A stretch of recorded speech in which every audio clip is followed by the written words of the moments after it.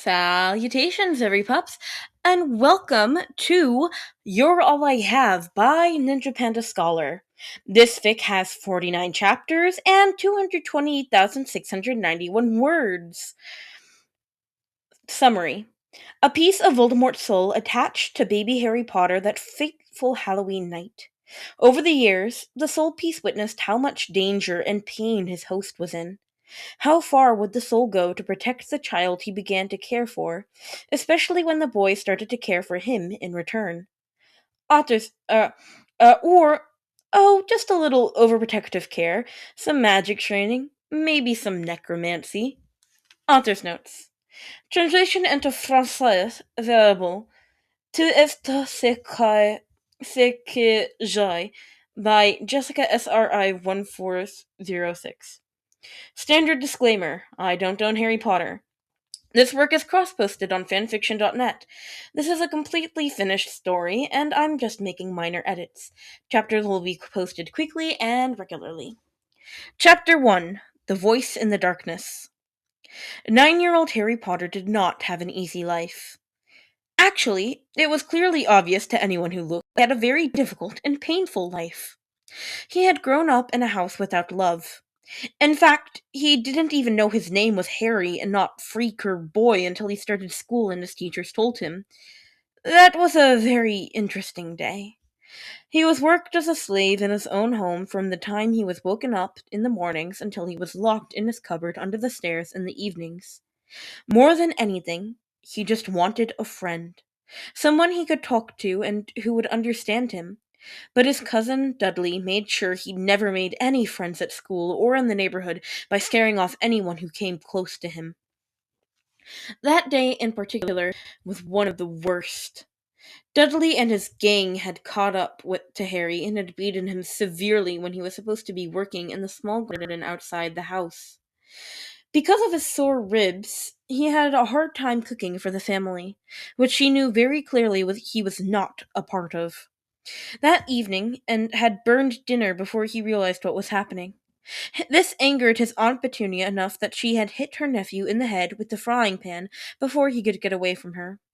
So, not only were his ribs sore, he was bruised all over and he had burns on the side of his face, but his head also felt like it was heavy and extremely painful and fuzzy.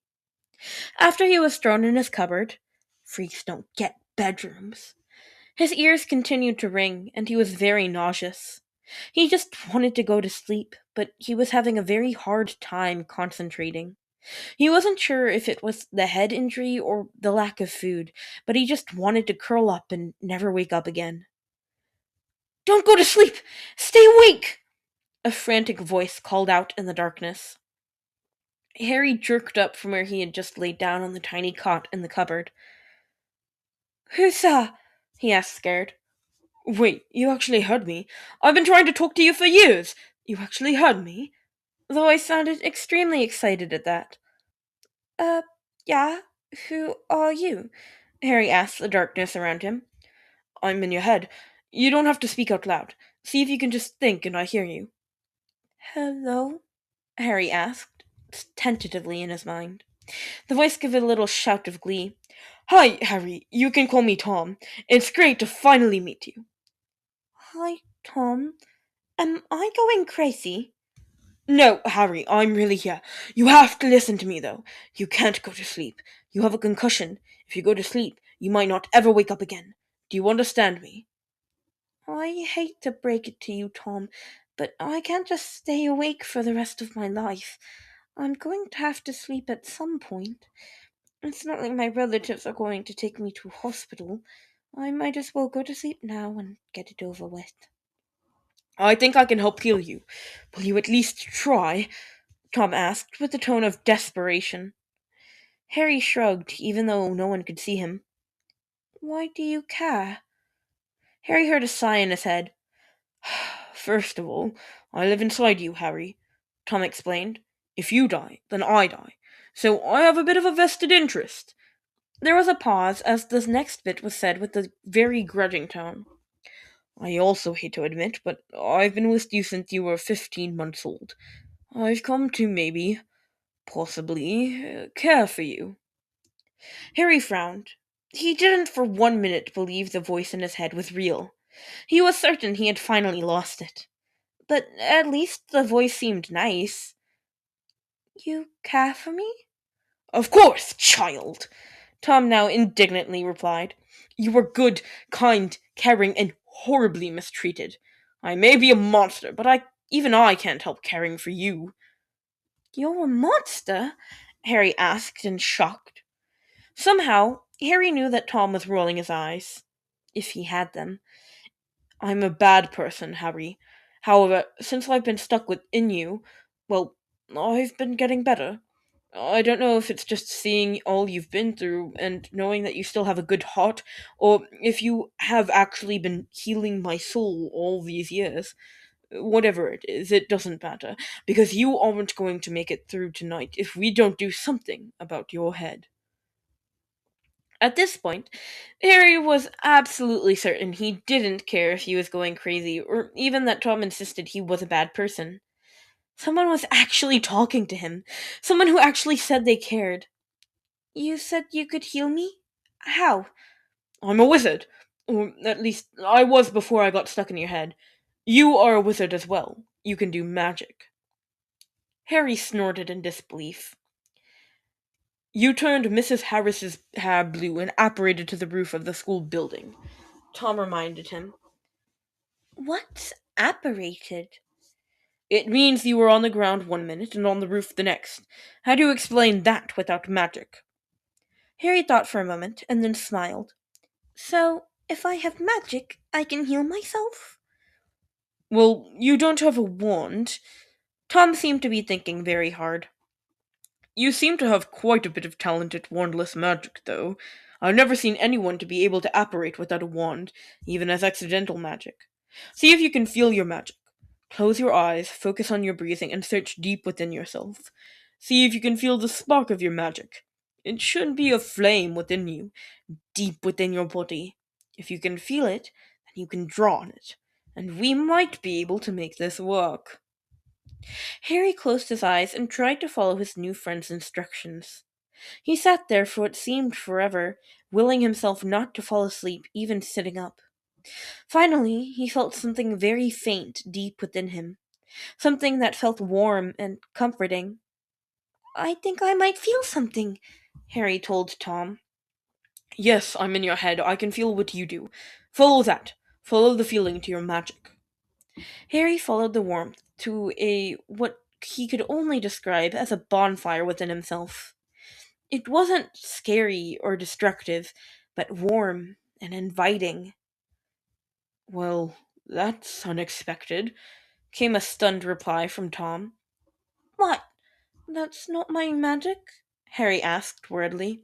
Yeah, that's it all right. Tom laughed from within him. It should be a little candle, though. You haven't trained for it to grow that big. Usually, for it to be that strong, you would have had years of training, like exercising a muscle. It seems that your magic has been working overtime to keep you alive and heal you all these years. I wonder how we'd survived when you were 7 and your family didn't feed you for so long. It must have been your magic keeping us alive. It's beautiful. Really? So it's strong? More than strong. You are a very powerful young wizard, Harry. I'm not a freak? Harry could feel the anger radiating from Tom's consciousness. You are a miracle, Harry. You are a beautiful child. Never think you are a freak. Those relatives of yours are the freaks in this world. Harry felt warmed by his new, and probably imaginary, friend's praise. Thank you, Tom. Now, we need to heal that concussion of yours. This is very pressing, Harry. I know you don't feel well at all right now. How do I do it? Merlin, I wish I had more healing spells instead of just ones to torture and kill. Harry was a little scared at this revelation of Tom's, but he just filed it away as Tom's passed. He quickly decided that he'd just have to make sure his new friend stayed good. If he was only a figment of his imagination, then he should be able to imagine his friend as someone nice and kind. He wasn't going to let this new friend go. his first and only friend, even if the voice in his head thought he had done bad things before. Not that he knew how he would get Tom out of his head, anyway, if he even wanted. Can I just say can I just say heal or something? Actually, there is a very simple healing spell. The incantation is just sona. It's Latin for heal. Normally, there would be a wand movement to go with it, but since you don't have a wand, I guess you could try to just direct your magic to your head where the concussion is. It's worth a try, anyway. Harry closed his eyes again and mentally walked himself back down to his bonfire of magic. He stayed there for a minute, trying to figure out how to direct the fire. After a couple attempts, he learned he could push the flames when he thought about where he wanted them to go.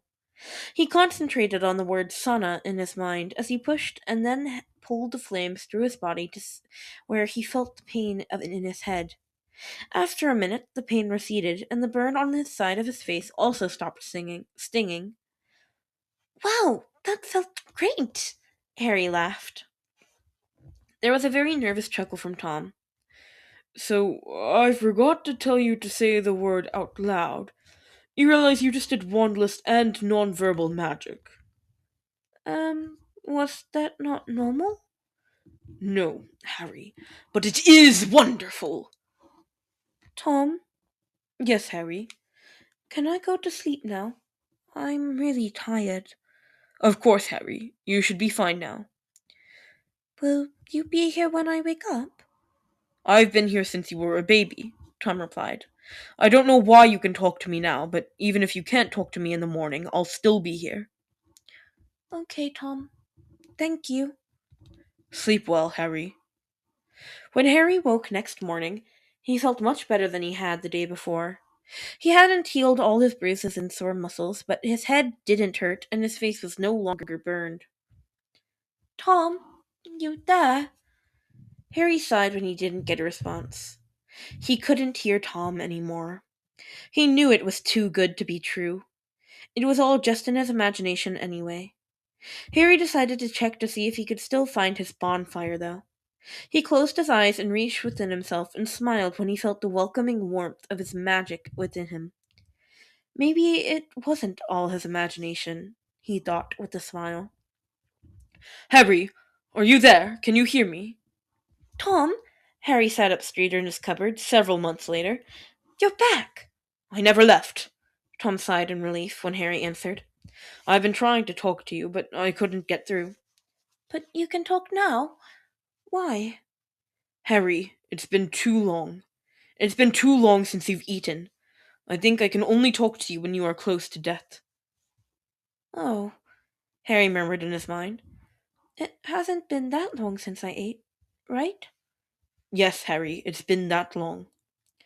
I'm sorry, Tom. I know you're in here too. I've tried to take care of you. Tom laughed. You should say that you've tried to take care of yourself. Harry shrugged. Yeah, that. I know, Harry, Tom said with a sigh. He unfortunately did know that Harry was trying to take care of Tom, going back and forth between believing he was completely imaginary and a real person, by staying out of trouble with his aunt and uncle and avoiding his cousin. Harry had long since stopped caring much about himself. Let's get you some food. How? I'm locked in here. Magic, of course, Tom said. Harry could feel him smile, even though he didn't have a face. Okay, I've been practicing reaching my magic, Harry explained. I know, and you are doing excellently, Tom assured him. Frankly, he was amazed at the power and control of the small child. He was certain that Harry would be more powerful than himself by the time he was through with Hogwarts, if he kept up as he had been. Focus on the locks outside your door and pull on your magic. This time, the word is Alohomora. That'll unlock the door? Yes, Harry. Give it a try. Harry frowned, focusing on pulling the Harry focused on pulling the fire from within him through his hand and into the door. Alohomora, he thought. A soft click sounded, and Harry pushed open his cupboard door. Tom, it worked! Tom gave a happy shout within Harry's mind. Now, food. Get something healthy. Make it something they won't miss, though. After reading the kitchen, Harry had taken just a little bit of a lot of the healthy food in the refrigerator. Luckily, he was the one that did most of the cooking. He didn't think it would go unnoticed since he didn't take that much of any one thing. He didn't think it would go noticed since he didn't take that much of any one thing. He sat in his cupboard after magically locking the door once more, eating as much as his stomach was able to hold. Now, promise me you won't let it get this bad again, Tom chided. You know the spells. Take care of yourself. Yeah, Tom, I'll do that, Harry nodded as he nibbled on some cheese. No, take care of yourself. You don't worry about me, okay? Sure, Tom, Harry thought, humoring his friend. Are you going to disappear again? I don't know how to stay, Harry, Tom sighed. I tried to talk to you, but you can't hear me. I think I'm just not listening hard enough, Harry decided. Tomorrow I'll use my magic and try to find you in my head. Maybe when I'm healthier, I'm pushing you aside somehow. Maybe. Just know I'm still here, though, even if you can't hear me. And no, I do care, even if your family doesn't. I care. How can you say you're a monster and a bad person when you're so nice to me? Harry thought at him. I don't believe you're as bad as you say you are. Oh, but I am, Harry, Tom said darkly. Your soul has healed the part of me that's in you. I was insane because of some very bad decisions I made. I turned myself into a monster. Your soul, your magic, has healed me. The first few years I was with you, I could still feel some of the madness. But it seems almost gone now. Even sane. I'm not a good man, though. I've done horrible things. You've also saved my life twice now, Harry reminded him. That has to mean something. Yes. I also tried to kill you once, though, Tom told him. When you were a baby, I was the one that killed your parents. What? My parents died in a car crash. Were you driving the other car? Harry sputtered out. Harry, Tom thought at him sadly. Don't believe anything your relatives tell you. Your parents were magical like you. We were in a war and on opposite sides. There was a prophecy that you would be able to destroy me, so I decided to kill you when you were still a baby. Your parents died protecting you. For some reason, I couldn't kill you, though. I tried, but my body was destroyed in the process. There are other pieces of me out there, like this one in your head, but I don't have a body anymore. You stopped me, and for that, I can only say thank you, and I'm so sorry. Harry sat staring into the darkness, the slice of cheese in his hands forgotten about. Suddenly, he remembered a lady with red hair and a flash of green light hitting her. He remembered the fear before green light hit him as well. I don't know what to say to that, Tom. You don't have to say anything, Harry. I know you probably hate me now. I understand. I'll be as silent as possible unless you need me. No! You can't leave me! Harry started to panic. He couldn't be alone again. What? You want me to stay around after what I just told you? I don't know how to get out of your head, but I can at least be as silent as possible. No, I can't go back to not having anyone. I'm not anyone, Harry. I'm a murderer. Well, just promise to not murder people again, okay? Harry frustratedly pressed, trying to push back his growing panic. You're all I have. Yes, I'm very angry with you, and I don't know if I forgive you. But you can't leave me, okay? If you want to show me that you're sorry, then you have to stay. I don't have anyone else. That's my fault, Harry. Then fix it! You make sure you can talk to me and keep me from going even more crazy. I can't do this anymore. I need some. I need you. Okay, Harry. Tom conceded in disbelief. I will stay, and I will make sure I can talk to you if it's the last thing I ever do. If that is what you ask of me after what I've done, then that's the very least I can do for you. Harry sighed and stared at the cheese, not sure if he could eat any more after his panic. Thank you, Tom. I'll talk to you in the morning. I'll make sure of it. Sleep well. Harry did sleep well. He didn't know why. He felt like he should be much more concerned that he had a murderer in his head, especially one that killed his parents. However, he also finally had someone to talk to, someone who knew what he had been through. He decided that if he was going crazy anyway, he might as well do it with a friend. Aunt Petunia banged on the door very early the next morning. Freak! Get up and cook breakfast! Harry sighed again and stilled as he searched his mind. Tom? Good morning, Harry. Harry sighed. His friend stayed. He stayed just as he promised. Good morning, Tom. And that's a wrap on chapter 1. I hope you all enjoyed. This was fun. I really like this fic. I am so excited to read it. It is the longest Ninja Panda Scholar fic so far. So I hope that's exciting for you guys. Anyway, please go show the original author, Ninja Panda Scholar, some love, and please leave me a comment. I love reading your comments. They make me so happy.